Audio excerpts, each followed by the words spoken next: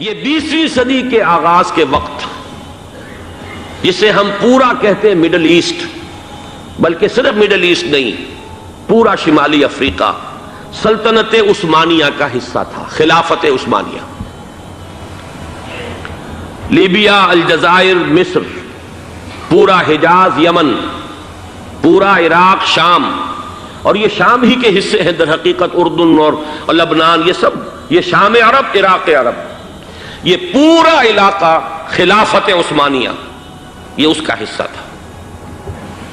پہلی جنگ عظیم میں انگریزوں نے عربوں کو بغاوت پر آمادہ کیا، غداری پر آمادہ کیا، انہوں نے خلافت عثمانیہ کے خلاف بغاوت کی، بیج بوئے ان کے دلوں کے اندر نفرت کے، ابھارا انہیں، تم ترکوں کے غلام کیوں ہو، تمہیں خود حاکم ہونا چاہیے، تم کھڑے ہو جاؤ، ہم مدد کریں گے، تم بغاوت کرو، تم ان ترکوں کے خلاف ہماری مدد کرو، ہم تمہیں آزاد کر دیں گے، تم اپنے پاؤں پر خود کھڑے ہو جانا۔ یہ بہت ہی ہمارے لیے دردناک المیہ ہے اس پہلی جنگ عظیم کا۔ کرنل لارنس جیسا شخص، برطانوی استعمار، اور اس کے نتیجے میں عربوں نے بغاوت کی۔ اور اس قدر دردناک بات آپ کو بتا رہا ہوں، میں پہلی مرتبہ جب سن 62 میں حج کے لیے گیا مدینہ منورہ میں، ابھی وہ ریل کے انجن کھڑے ہوئے تھے۔ یہ ترکی کے زمانے میں، سلطنت عثمانیہ کے زمانے میں بغداد سے مدینے تک ریلوے لائن تھی۔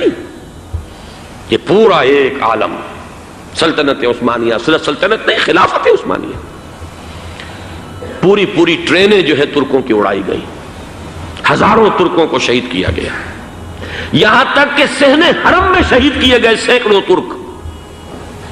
یہ جرم تھوڑے نہیں ہے، معمولی نہیں ہے۔ آج جس کی سزا مل رہی ہے، معلوم ہونا چاہیے کہ وہ جرائم کون کون سے تھے۔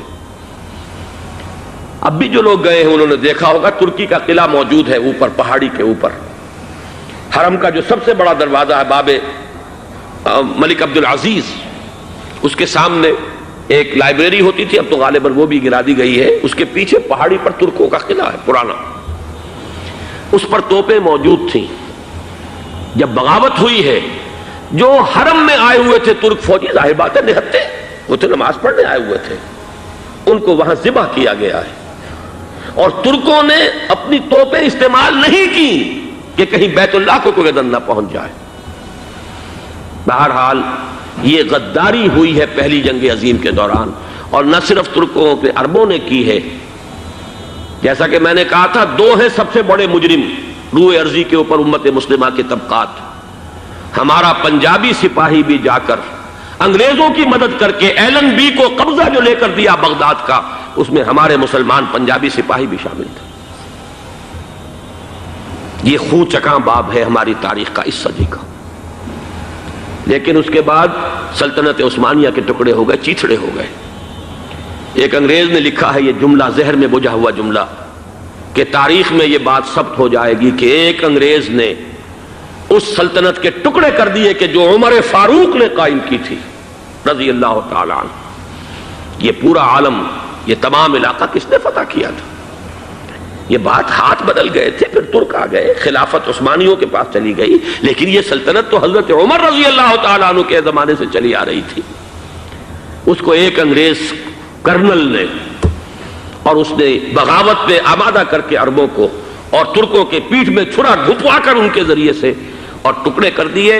لیکن جب جنگ ختم ہوئی، اب انہوں نے کہا کہ اب ہمیں آزادی دیجیے، تو اب انہیں معلوم ہوا کہ غداروں کو دنیا میں کیا ملتا ہے۔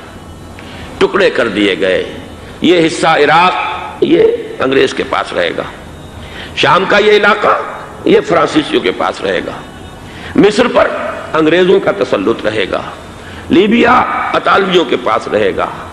لے دے کر یہ جو علاقہ تھا حجاز، کیونکہ وہاں کچھ تھا ہی نہیں، بوادٍ غیر ذی زرع، یہ عربوں کے پاس چھوڑ دیا گیا۔ اس وقت جو بادشاہ ہیں شاہ حسین اردن کے، ان کے دادا سب سے بڑے غدار وہی تھے، لہذا ان کو اس علاقے کی بادشاہت دے دی گئی۔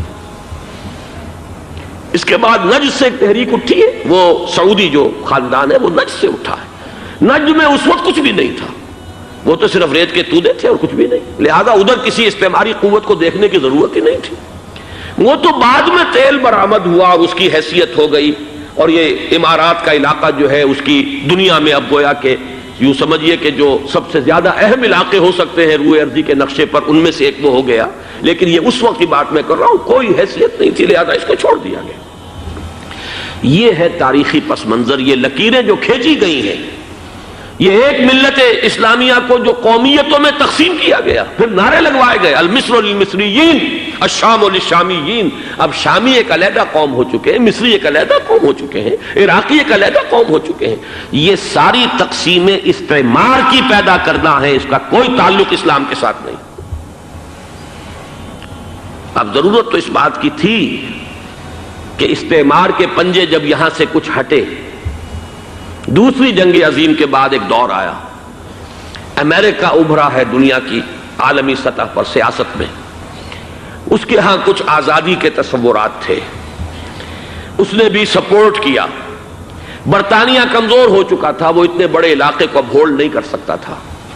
ہندوستان بھی آزاد ہوا، پھر یہ کہ اور دوسرے علاقوں سے بھی اس کو پسپائی اختیار کرنی پڑی. استعمار کے پنجے جس طرح بھی ہوئے، ان کے سینوں سے، عربوں کے سینوں سے جو ہے گویا کہ وہ ہٹے. لیکن امریکہ نے ایک اپنی بہت بڑی حکمت عملی جو اختیار کی، عالم عرب کے سینے میں اسرائیل کا خنجر پیوست کر دیا تاکہ یہ کبھی آزاد نہ ہو جائیں، ہمارے انگوٹھے تلے رہے، ہماری پالیسی گورن کرے. یہ استعمار کا دوسری جنگ عظیم کے بعد جہاں برطانوی استعمار، فرانسیسی استعمار رفتہ رفتہ یہ ہٹنے شروع ہوئے. صدر ناصر نے انگریزوں کو اٹھا کر پھینکا میڈیٹرینین میں اور دوسرے جگہوں سے.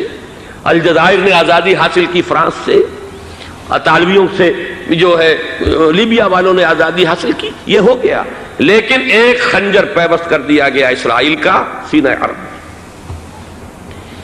اس صورتحال میں ظاہر بات ہے کہ ایک تو بڑی آئیڈیل پوزیشن تھی کہ پورا عالم اسلام متحد ہو، لیکن وہ تو بہت دور کا خواب معلوم ہوتا ہے. علامہ اقبال سے بڑا کوئی نقیب نہیں ہے ملت اسلامی کی وحدت کا. ایک ہو مسلم حرم کی پاسبانی کے لیے، نیل کے ساحل سے لے کر تابخا کے کاشغر. لیکن انہیں بھی اپنے لیکچرز میں کہنا پڑا کہ اس وقت جو صورتحال ہے، پورے عالم اسلام کی ایک وحدت بن جانا تو تقریباً ناممکن نظر آ رہا ہے.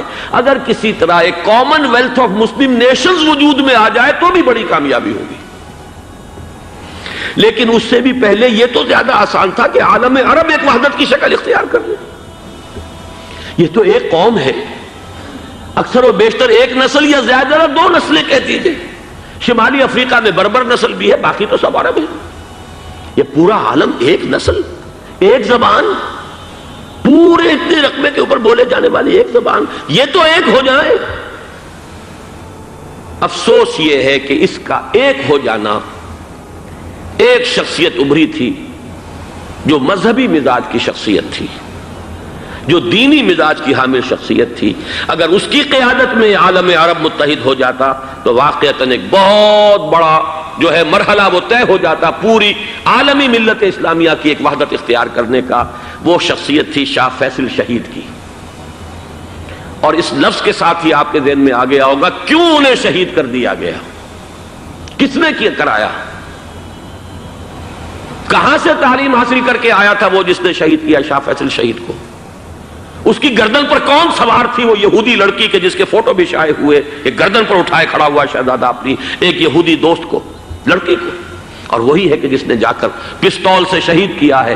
جان میں اچھی طرح جان لیجئے، جیسے بارہا میں نے عرض کیا ہے کہ حضرت عمر کو شہید کرنے والا کہنے کو ابو لولو فیروز تھا، لیکن اس کے پیچھے پورا ایرانی نسل پرستی کا جو پورا پس منظر ہے، اسے تو ہر شخص جس کی ذرا بھی نگاہ جو ہے جو صرف منظر کو نہ دیکھ رہی ہو، پس منظر کو بھی دیکھنے والی ہو، وہ تو جان لے گی کہ ابو لولو فیروز ایک فرد کا نام نہیں تھا، وہ ایران کا انتقام تھا عالم عرب سے.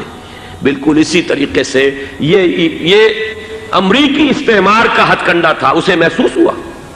شاہ فیصل مذہبی مزاج کا شخص یہ ابھر رہا ہے، اور یہ شاہ فیصل کی حکمت عملی کا ذرا آپ اندازہ کیجئے.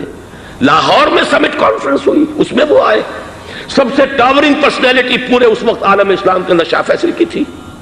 اور وہ گویا کہ ایک بہت ہی جس کو کہا جائے کہ ایک بہت ایلڈرلی، ایک بزرگانہ ایک شخصیت جو ہے، اور انہوں نے اپنے دولت کے دروازے، عرب میں وہ مشہور تھے کہ نہایت خسیس اور بخیل انسان ہے، اس لیے کہ وہاں وہ خرچ کرتے تھے حساب کتاب کے ساتھ، لیکن ان کے خزانے کھلے ہوئے تھے عالم اسلام کے لیے، ادھر بھی مدد ہے، ادھر بھی مدد ہے، ادھر بھی کام ہو رہا ہے، ادھر بھی کام ہو رہا ہے۔